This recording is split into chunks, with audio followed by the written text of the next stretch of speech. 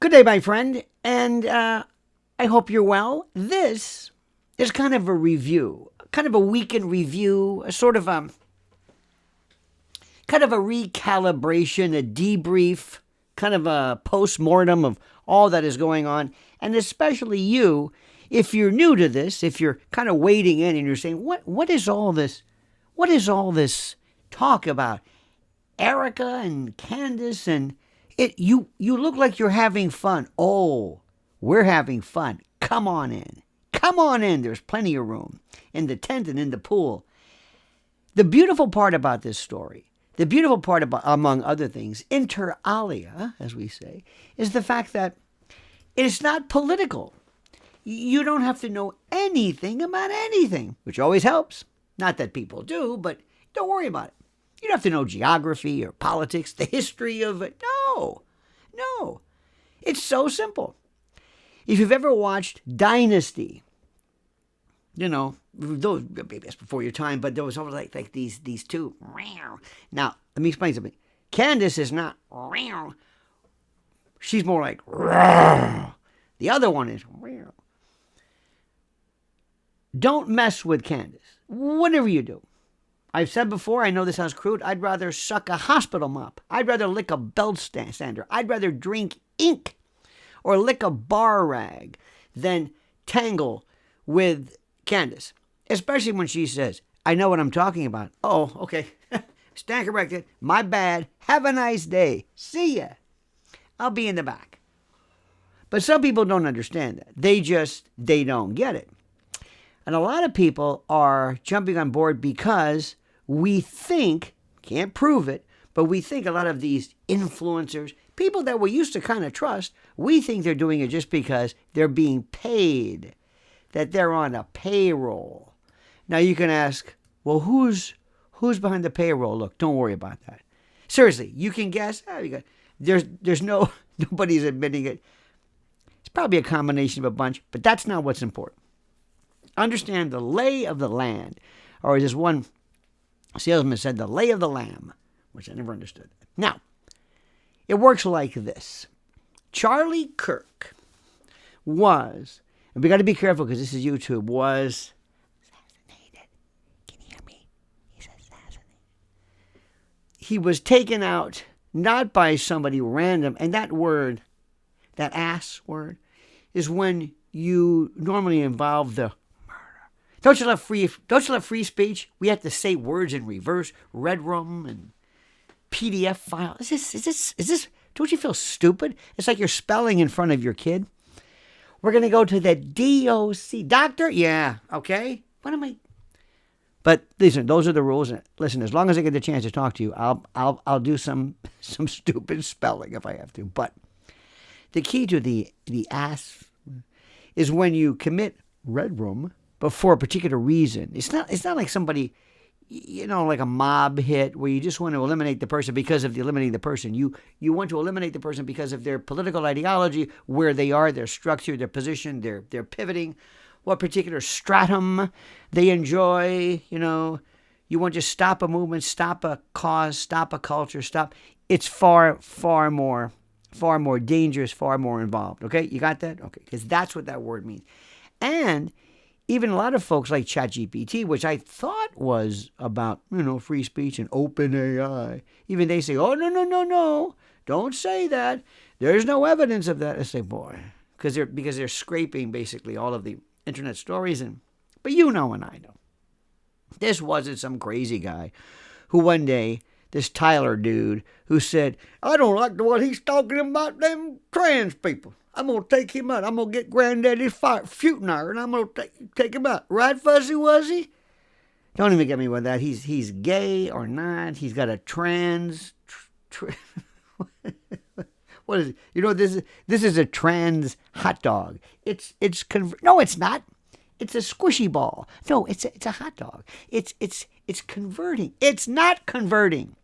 You can't convert this. Well, I don't want to get into that argument, but Tyler's girlfriend was trans. Where he, she, it, they are now, we don't know. But if history tells us one thing, I wouldn't buy the green bananas. You know what I mean? Because Folks like this have a tendency of just not showing up. And when they're missing, people say, well, I wonder where he is. And you say, what the hell do you expect? He walks around wearing a fuzzy hat, thinks he's a dog. Oh, he's crazy, right? Right. You see, a lot of the people who represent our enemy, and by the way, the enemy that we're talking about, enemies of free speech and truth, see, they believe in this crazy thing called everybody's crazy. You're crazy, I'm crazy, we're crazy. Everybody's crazy. And by the way, wear it as a badge of honor.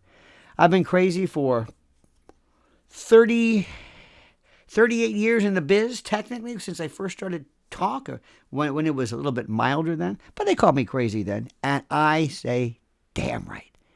Better believe it. I mean, batshit crazy. That's me. How are you? Okay, now, when he was removed, we were stunned. Candace Owens, podcasting platform digital titan. She's Brobdingnagian in Maine. She's a colossus. She's Zeus in the pantheon of influencers. Whatever she did before. I mean, she worked with those Ben Shapiro people, but this is when things were different, but they didn't like her, which is a good thing for you. Hey, Candace, I'll bet you there was a time when you said, hey, I feel bad. They don't want me there. Best thing that ever happened. You know what I found, my friends? I look back at my own life, and some of the stuff that I thought was a real, like a bad move, I was a rejection. Oh, that was turns out to be the best thing ever. It's like, yes. It's like somebody up there is looking out for me. It's like, trust me now, you won't get it, but you've been through this, right? Bad relationship, bad job. You quit, they fire you from this one, and this new one opens up, or something better that would not have happened had that initial impediment not been flushed. Think of it as a Bezor. Here's a good word for you. Bezoar. It means like a hairball, like an occlusion. You know, you get rid of it. That's our life. Get rid of the Bezors. Get rid of those clogs, those moments of constipation. I don't want to go into this anyway, but you know what I'm saying. So Candace was doing her thing. She was with these Ben Shapiro people, and they turned out to be, well, listen, if you can, this is terrible to say. I know this is wrong. Listen to Ben Shapiro for 5 seconds? Okay, 10. And you realize, yeah. You don't even have, put it this way, you don't even have to speak English to know that something's wrong with that guy. Something is wrong with that guy. Huh? I don't know what he's something wrong with that guy. He's just like Dan Bongino. I can't go through the coughing fit again because I lose consciousness. So back to Candace. So Candace came along, and I thought, she's great. Okay, fine. I'm not trying to underplay it. I just never knew she was this good. And again, September the 10th changed everything. September the 11th, 9/11, and 9/10. And I never want to act like that was a day we all, no, it was a terrible day, because a very good man who seriously, and this is no case, and you may be new to this guy could have opened the doors to a new generation, a new way of thinking, a new and powerful conservative, and I use this in the social sense, not the political sense, though they overlap, but conservative in terms of family, God, Bible, Christian, Jesus, faith, fidelity, celibacy, all of those things which young people were thought historically not to be interested in. Charlie made it cool, very cool, and very, very worthwhile in considering. And by the way, this is not about, you don't have to be a Christian, a Catholic, or any of this stuff. You do not. These are merely. How do I say this? These are merely aspects of Charlie, but that's not his message. There are many, many people who found themselves classically Buddhist, for example, who are without theisms. They are atheistic technically, but still have spiritual and moral considerations and pole stars that they follow. But it was a tragedy. So Candace, one of his best friends. I think the most loyal friend anybody could ever ask for. She said, oh, no, no, no. Oh, no, no. Wait. Who is this? Who is it? Candace, calm down, Candace. Candace, we'll take care of it. Candace says, good. I'm taking over. Big Mama's taking over. Give me the facts. Let's go through this. And you knew a lot of people at the time said, oh, bless her heart. Bless her heart. If you say the South, you don't want to hear that bless her heart. Bless her heart. Here she is. Little lady thinks you're going to get to the bottom of this? Is that what you're thinking, Candace? I don't think so. That dog don't hunt, honey. You got some big people involved here. We're TPUSA. And that don't mean toilet paper. It might have. Now it might, but it didn't then. So you know what? You just go ahead with your. Why don't you talk about that Macron dude or whatever? But this shouldn't concern you. That was it. She was off to the races. Well, here we go. And all of a sudden, there was this, holy shit. She was like Jack Anderson, Mike Wallace, Woodward and Bernstein. The storyline, even though those were spooks, that was a part of a palace coup, but don't get me started. She became an investigative reporter powerhouse, a wunderkind. My God, she was this force, this mighty force. And then people said, what is it? So Candace says, gather around. And she brought us all around. Come on in. Look what they're doing to Charlie. Okay, now, so we were on board. We're going to get to the bottom of this because anybody who has been around, and remember, and I keep making references, but it's only important that we all know this because everything has to be done vis-a-vis our own generational thing. You know, when you were born, what music you liked, what represents the background, the abecedarian, lattice work of your foundation, your morality. It's when you were born. And your generation and where you were born, and it's your frame of reference. When I was born in 58. Look at this. The last couple of years, the last years of the Eisenhower administration. Remember Eisenhower said the military-industrial complex? From 63, when I was 5 years old, and I remember JFK's assassination, saw my mother crying. I was home from kindergarten, 63 to 68, 5 years. 5 years. I went through, and I was a pretty sentient youngster, as you can imagine, because it was a different time then, because everybody news, there was fewer news outlets, but people paid more attention to what was available. So I remember there was, in no particular order, there was JFK, Medgar Evers, RFK, Bobby Kennedy, Martin Luther King, Malcolm X, and then a smattering of civil rights lynchings. These black girls who were blown up in this church. I mean, it was wild. 5 years. This is what I grew up in, and each one of these was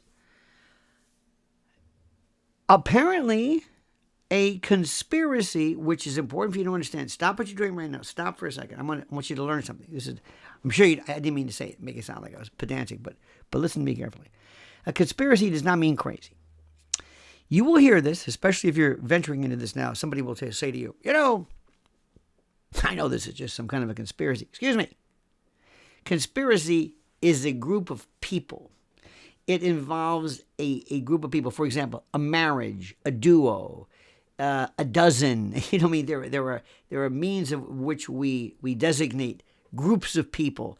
And a conspiracy is at least two people.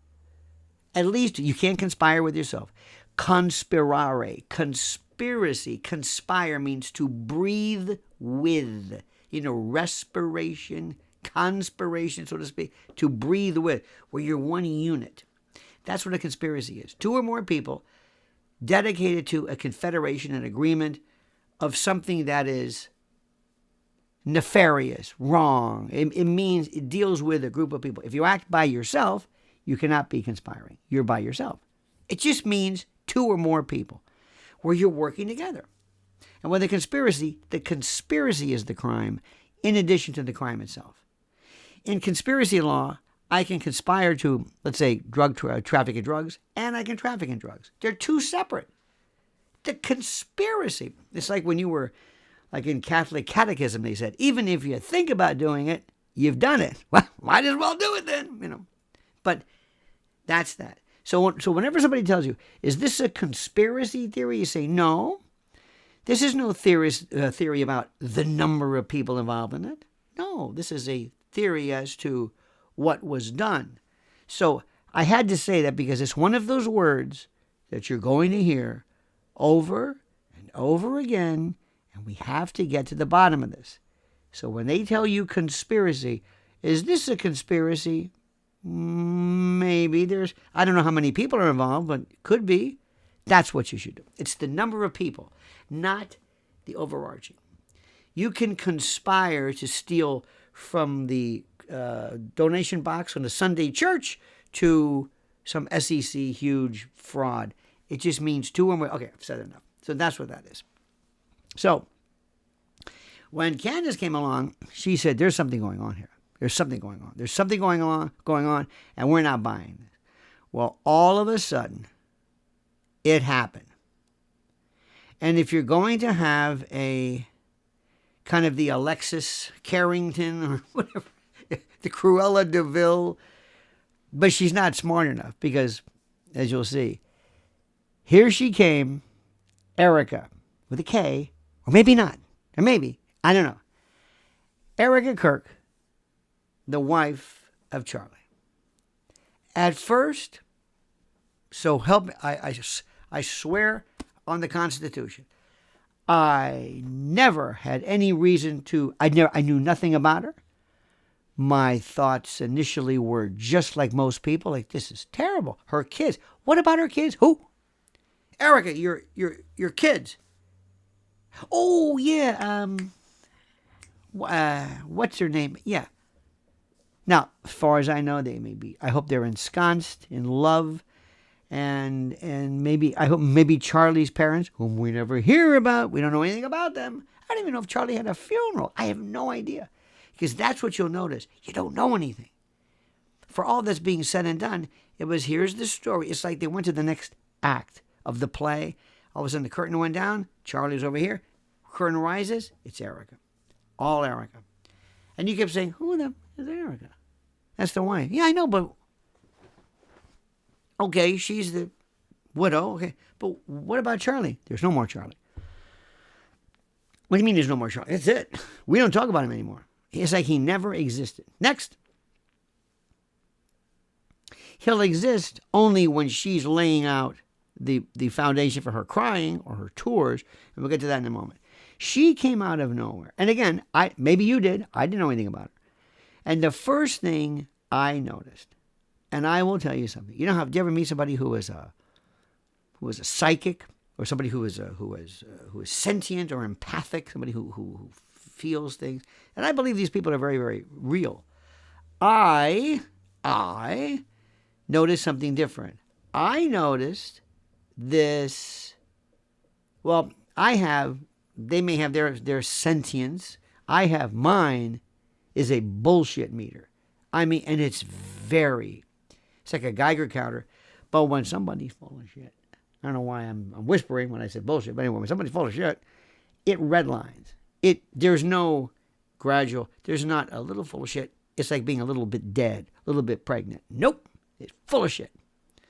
And the first time I saw her, I said, oh, ding, ding, ding, ding, ding, ding. I said, here we go. Okay, but I thought, fine, she's full of shit. So what? So what? Who is she? Who is she? Well, she became everything. And nobody knew it. And let me tell you something. Listen to what I'm saying. Now listen carefully. This is the beauty of this. She's not conning you. She certainly didn't con Candace. No. Or me. No. She conned TPUSA and her followers and them, not us. No. Even the Tylers and the Cabots and all these names, their names don't sound like law firms. You know what I'm saying? or like some preppy guy wearing Nantucket flannel, not flannels, Madras pants with topsiders named Biff. Oh, honey, love her.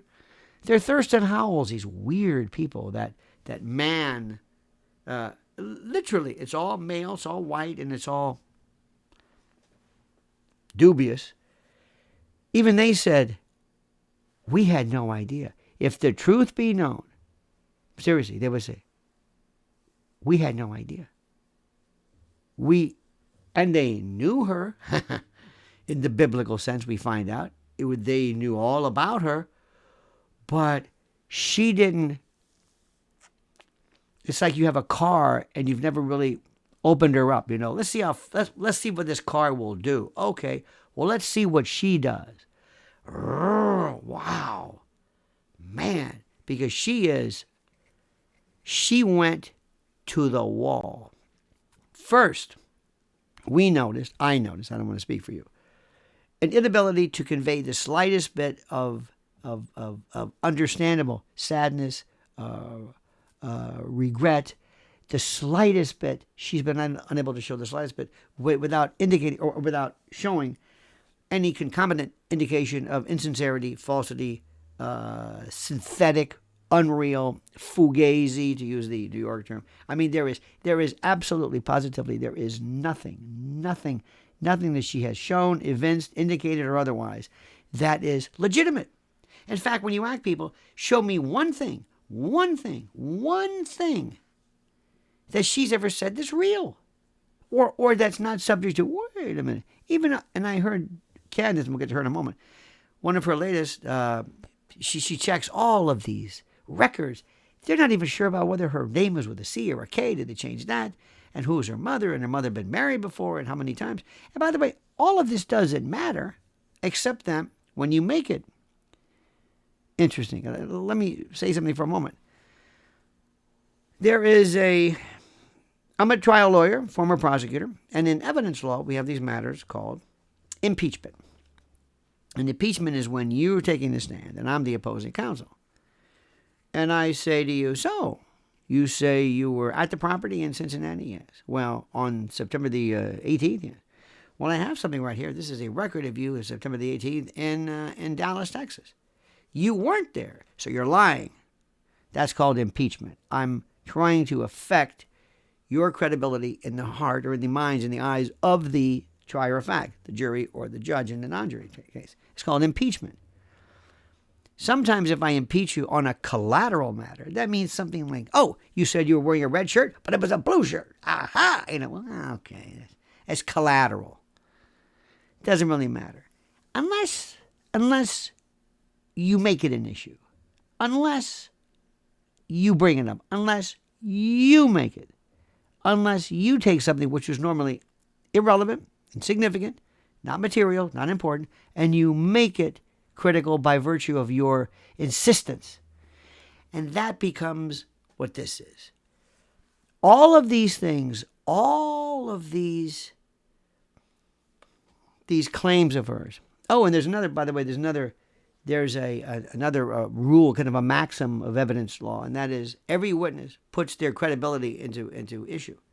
If you take the stand, you're asking the jury, okay, now believe him, and say, well, if I find something about you that may affect it, for example, have you ever been convicted of a felony? What's your reputation in the community for dishonesty or false statement? That matters because you've placed your credibility into issue. You're taking the stand. I don't know who you are, but the jury, the trier of fact, should know who you are. And that's what she's done. She's put her credibility into question. Well, we had no idea. So,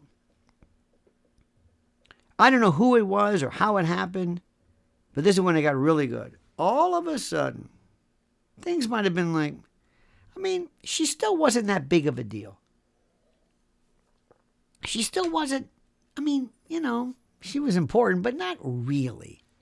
Until they called out the Goon Squad. Not the Geek Squad, the Goon Squad. And somebody said, all right, listen up. All right, everybody. Now, listen up, quiet. You're all going to go after this one, Candace Owens, all right? And I want you to use all of your positions, all of your platforms, all of your influence and your followers and your subs and your subscribers. And I want you to go after them. And what we're going to do is we could do this in a simple way or a smart way. We could just say, look, you use your own initiative. Do it kind of in a staggered attack. Use your own words in your own way. Or you can do it the dumb way. We'll give you a word of the week. And make sure that when you do this, all of you use the same word over and over again, so that some other influencer will do screenshots of all of your tweets, and you'll use the same word. For example, this week's word, demon. Make sure you say she is a demon in the first sentence, so that it looks contrived, orchestrated, planned, choreographed, and not real. Okay? You got that? Make sure you do that. Make sure you all say the same word exactly the same. Make sure this way it looks phony, it looks synthetic, it looks contrived and paid for. Because why? Because we're stupid and we've gotten away with murder for so long. We didn't think anybody was looking. Well, they're looking now. And sure enough, they brought all these people who said, who were you?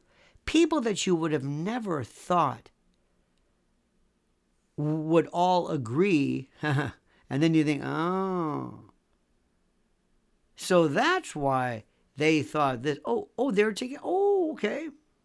It's like you find out little traits.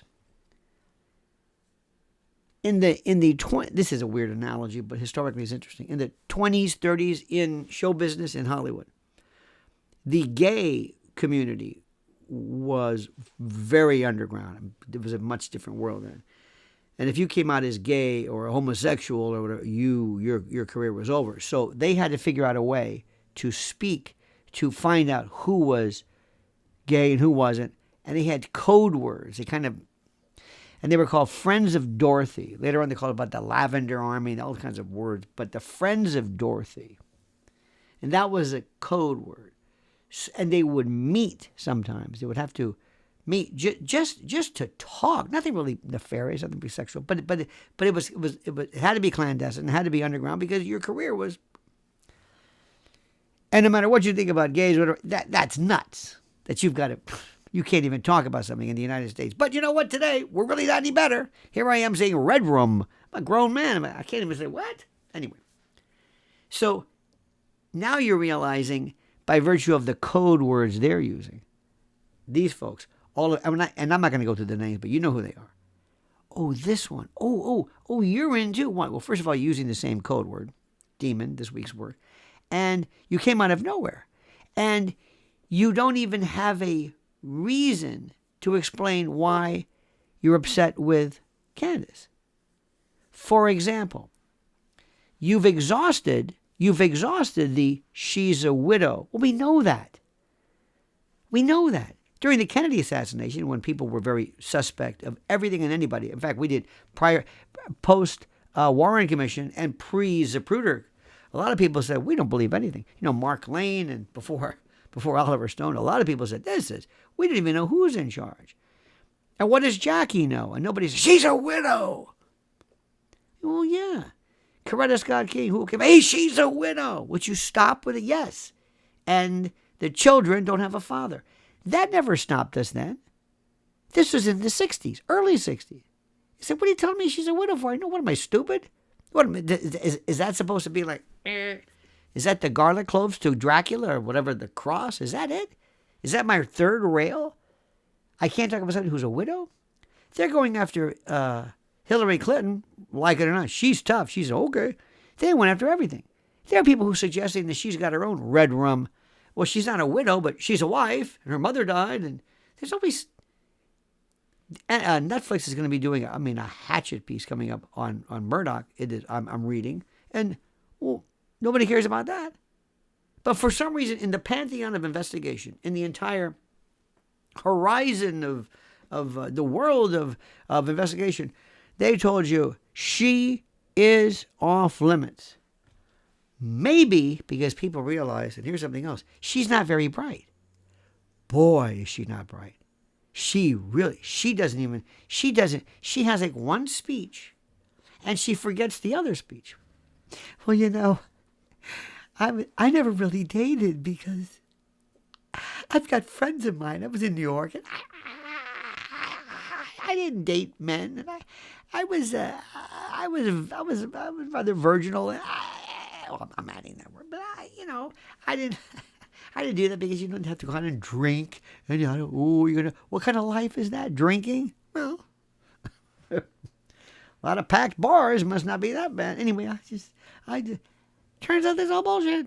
Not only that, I don't want to make these noises, but apparently everybody in the top leadership, maybe, of TPUSA, I don't know, John Cabot-Lodge, John Cabot, Sebastian Cabot, who, by the way, played Mr. French in Family Affair. Anyway, I'm dating myself.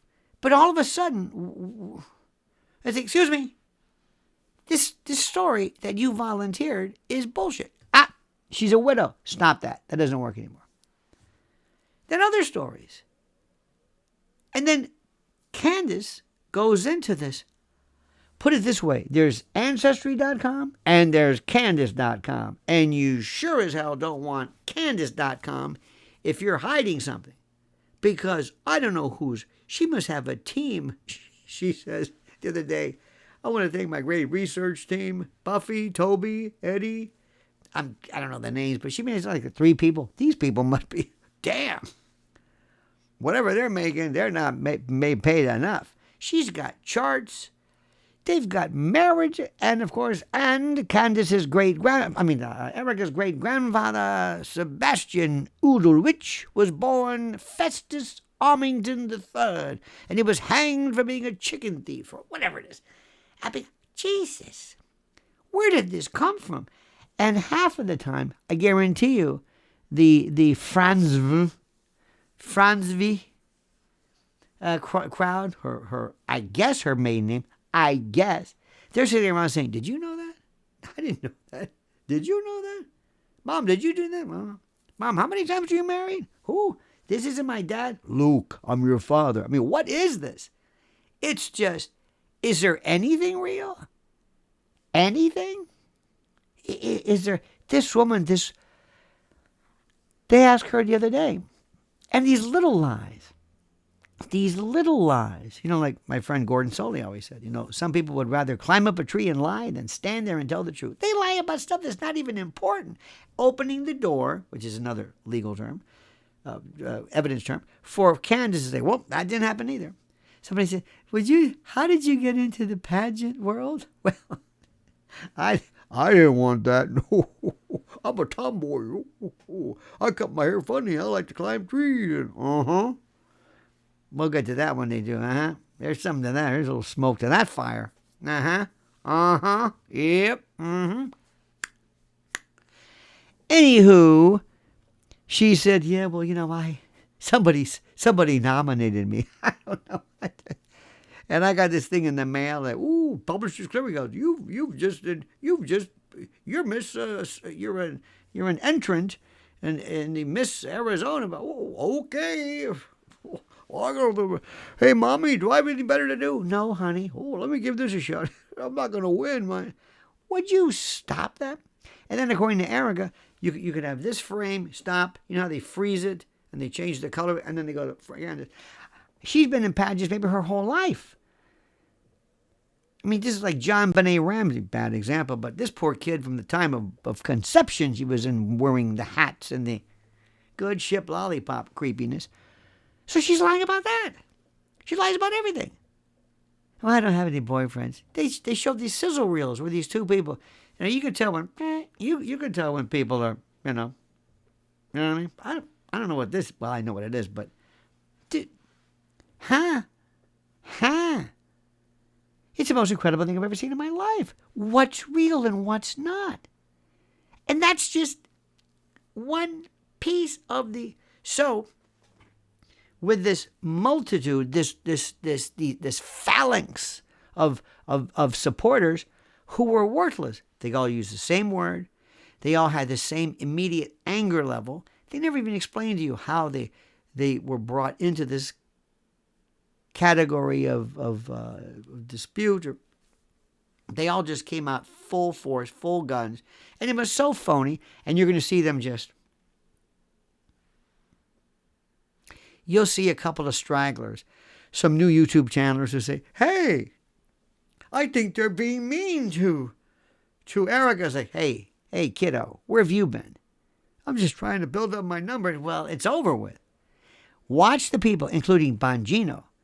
I'm not going to go through that again, but he was talking about, he was like threatening families, at least it sounded like to me, or predicting, just talking about kids, and he was, I don't know if it's a Red Bull, the Adderall, if he's just plain, batshit crazy. Crackers. This guy's out of his tree. But out of nowhere came this Dan Bongino, who, by the way, get this, was the assistant director of the FBI. He carried a gun, and he didn't even make it 10 months. And believe me, Trump and Cash, everybody are thinking, oh my God, what was I thinking? And by the way, all of the other, and there's been some other appointees that may or may not be qualified, but history will determine that. Believe me, you know what the line is in Washington? Well, at least I'm not Bongino. I'm not as bad as Bongino. Oh, you're right about that. We're not too sure about your job here at agriculture. Well, I'm not Bongino. Oh, you're right. He's like, to pull a Bongino, it's just, oh my God. This was, woo. And don't think for a moment that people will say, okay. Numbers always remain the same sometimes at first in terms of this, especially when you're watching somebody who's losing their mind. It's like watching a car wreck. It's like watching dash cam collisions, and airline crashes. It's like, I want to see this guy lose it because he's so gone, he doesn't know when he's gone too far. So as we speak, and I'm going to stop right now because you've got a life. As we speak right now, this week, Candace gave us 3 episodes of her Bride of Charlie, Bride of Frankenstein, Bride of, Bridezilla, whatever it is. They were just, and to be fair, they really hardly mentioned Erika. So these people who were, one last thing, to show you how bad and orchestrated these were, and this is something funny. They were going crazy over the trailer, and I can't say this enough. The trailer says nothing. Coming up is Erika all we think she is? How dare you? You didn't say anything yet. That's why people don't review movies based on the trailer. Bongino couldn't wait to collect his money so fast. He just jumped in, with both feet, lost his mind, and that's when they said, bullshit.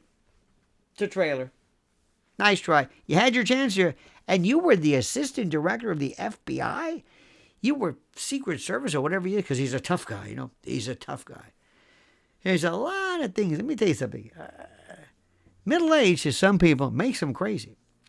There are more guys walking around now saying, look, I do pull-ups. That's good. No, I can do pull-ups. I'm sure you can. Look, I can do push-ups. Great. I want to be your neurosurgeon. I can do pull-ups. Want to see me fight? No, you're 70 years old. What's the matter with you? It's weird. I don't know what. Can you imagine Eisenhower? Patton couldn't do a pull-up or a push-up to save his life. This is, so Dan's got to do, I'm a tough guy. And you're real tough sitting behind a microphone in a studio talking about people's kids. But I digress. Last point, remember this. All of this was unnecessary on their part. I told you this, one of my favorite lines of life is from a movie called Jack Reacher. Jack Reacher, the first installation with Tom Cruise, which is much better than this other hyperglandular, this hominid who is the second one. Not the same. Because with Cruise, he knows what he's doing. And there's this one particular scene where Cruise, who of course knows every kind of martial art there is, he's about to take somebody out and kill him because this one guy wants to engage him in a bar fight. And Tom Cruise knows, I'm going to kill you. I'm going to kill you. I'm going to crush your testicles and I'm going to hand them to you in a paper bag and you're going to be a eunuch and crippled. And before they fight, Tom Cruise says to this oaf, this jadrul, he says, now listen, remember, you wanted this. So I'm going to leave you with that. Candace tells the whole world, all right, I'm in this now. But you wanted this. You came after me, my husband, and my life and my integrity, not to mention my great friend Charlie. You wanted this. I never bothered you. You came after me. You wanted this. Everything that we're doing now, you did it. So, Erika, when you walk away from this with nothing, I mean, you will be the typhoid Mary. You will be the... And you ask, why? Why did this happen? You did it. You didn't spare a second. You didn't have a period of mourning. And by the way, Candace brings up such a great period, a great excuse, or not a great excuse, but a great analogy with the Kobe Bryant, his widow. That's the way to do it. That's class. That's real. Just like the woman in the whose daughter was stabbed, the Ukrainian girl. That was real sorrow. Did you see Candace? I'm sorry I do this. Erika looking at her, she says, is that what is this what emotion looks like? Well, I should remember this. Do that again. Don't you don't dab your eyes? You don't? Oh, I don't. Maybe I'm doing it too much. You think? She does it all the time. She goes, and she always looks up. It's the same. Remember, sometimes when actors have to get into the role, they'll come up with a set procedure. It's like when you do free throws, you dribble a couple of times, and you have batting. You have this routine that you go through, and she goes through this routine. This is her Charlie widow speech. That's it. Dab of the eyes, look up. Not even cry. Just, it's so phony. They're not smart enough to tell her, look, maybe she needs really an acting coach to say, look, stop this. And then even I've said too much. Thank you for watching. I'm going to put some questions up, and I must tell you, your comments are phenomenal. Phenomenal. And if you're new to this, welcome. I guarantee you, this is an important, critical issue. This isn't just for fun, but you will have a blast because of the information, the characters involved, and what's so beautiful about this is bipartisan. This is not a religious issue. It's not a political issue. You don't have to know anything. All you have to know is what bullshit looks like. And if you don't know, we'll show you over and over and over again. Thank you, my friends. Please like I don't have to tell you that. You know what to do. And but by the way, if you don't, it's hit the like button and subscribe. And also, I've got some questions. Go to the comments section. I've got some great questions for you. In any event, thank you. Have a great and glorious day. And now comment, my friends. Comment as you see fit.